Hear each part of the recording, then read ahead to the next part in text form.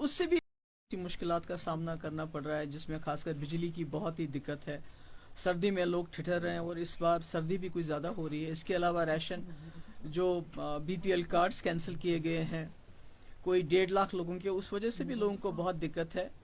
ہم نے ایک بار مفتی محمد سعید صاحب کی ایک اسکیم انٹروڈیوس کی تھی جس سے جو ہے لوگوں کو ایکسٹرا ریشن ملتا تھا. بڑے مشکل ہوتی ہے لوگوں کو، مگر اس سے بھی جو زیادہ ضروری بات میں آج کرنا چاہتی ہوں، میں گزارش کرنا چاہتی ہوں عمر عبداللہ صاحب سے کہ وہ ان باتوں کی طرف دھیان دے. ایک تو یہ ہے کہ ہماری زمین، ہماری جو ہماری ریڑھ کی ہڈی مشکل حالات میں رہی ہے وہ رہے ہمارا ہارٹی کلچر. تو جس طرح جو ابھی ریلوے پروجیکٹ کہیے، رنگ روڈ پروجیکٹ کہیے، یا جو بارہمولہ اور یہاں راجوری ہائی وے بن رہی ہے، تو اس کا جو آن سلاٹ ہے وہ ہمارے باغات کے اوپر ہے، جس کی وجہ سے جو ہمارے نوجوان جن کو نوکری نہیں مل رہی ہے، باغات کا کام کرتے ہیں، تو جو وہ تباہی ہو رہی ہے اس سے مجھے لگتا ہے جموں کشمیر کی معیشت پہ ایک بہت ہی برا اثر پڑے گا.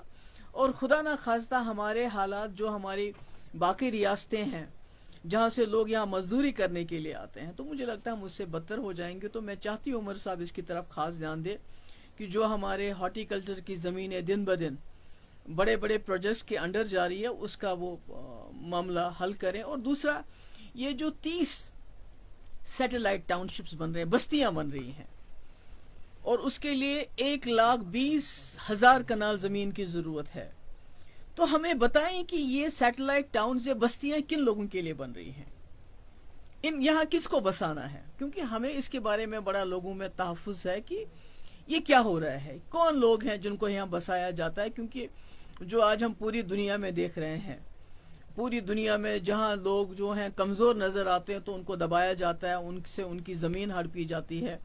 ہمارے سامنے غزہ کی بہت بری مثال ہے ہمارے سامنے. اب دیکھیں سیریا میں گولن ہائٹس میں کیا ہو رہا ہے، گولان ہائٹس میں. تو یہاں تو جموں کشمیر میں آلریڈی لوگ بہت تذبذب کا شکار ہیں. تو میں چاہتی ہوں عمر صاحب اس کے بارے میں بھی بتائیں ہمیں کہ یہ جو 30 ٹاؤن شپس بن رہے ہیں، پہلے تو بنانے کی ضرورت نہیں تھی.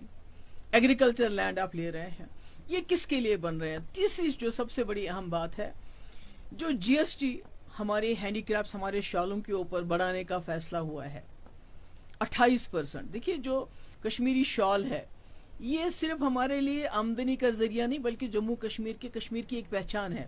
کشمیر پوری دنیا میں اس کو مانا جاتا ہے.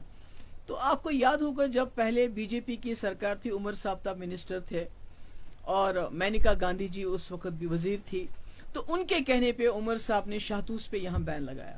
حالانکہ اس وقت جو مرکز کے قانون ہم پہ اپلائی نہیں ہوتے تھے، پر اس کے باوجود عمر صاحب نے اس وقت مداخلت کر کے یہاں کی سرکار سے شاہتوت پہ بین لگائی، اور شاہتوت ہماری وراثت تھی. تو کہیں نہ کہیں اس سے بھی بہت نقصان ہو گیا. خاص کر جو ہماری عورتیں، ہماری بہنیں شاہتوت کاٹتی تھی، ان کا بڑا نقصان ہو. اور آج شال جو کشمیر کی شناخت ہے، کشمیر کا سرمایہ ہے، تو آج جب آپ جی ایس ٹی بڑھاتے ہیں 28%، تو اس سے یہ جو ہماری صنعت ہے خدا نہ خواستہ یہ خود ہی مر جائے گی. جیسے ہارٹی کلچر کی زمینوں کو پہ یہ جو ڈیولپمنٹ ورکس کر کے ریلوے لائن ہو، رنگ روڈ ہے، دوسرا کر کے اس کو ختم کرنے کی کوشش ہو رہی ہے. دوسری طرف سے جی ایس ٹی شالز کے اوپر، ہینڈی کرافٹس کے اوپر لاگو کر کے اس صنعت کو بھی ختم کریں. یہی دو صنعتیں ہیں جنہوں نے چاہے ہینڈی کرافٹس ہو چاہے ہارٹی کلچر ہو جموں کشمیر کو بہت مشکل وقت میں زندہ رکھا. تو میری بہت معتمانہ گزارش ہے عمر صاحب سے کہ یہ ہمارا سرمایہ ہے. آپ کے پاس ایک 50 MLA ایک میجورٹی ہے، آپ کے پاس 3 ممبر پارلیمنٹ ہے لداخ کو لے کے. تو مہربانی کر کے خدا کے لیے ہمیں بتائیے سیٹلائٹ ٹاؤنز میں کن کو بسا رہے ہیں. ہمیں بتائیے کہ ہمارے جو ہماری ہارٹی کلچر کی صنعت ہے اس کو بچانے کے لیے کیا کر رہے ہیں.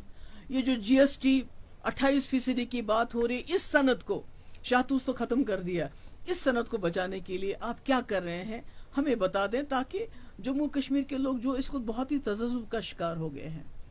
ہمارے پاس ہے ہی کیا، بچا ہی کیا ہے. اگر ہمارا ہارٹی کلچر بھی ختم ہو جاتا ہے، ہمارے ہینڈی کرافٹس بھی ختم ہو جاتا ہے، تو پھر ہم صرف ٹورزم کے اوپر.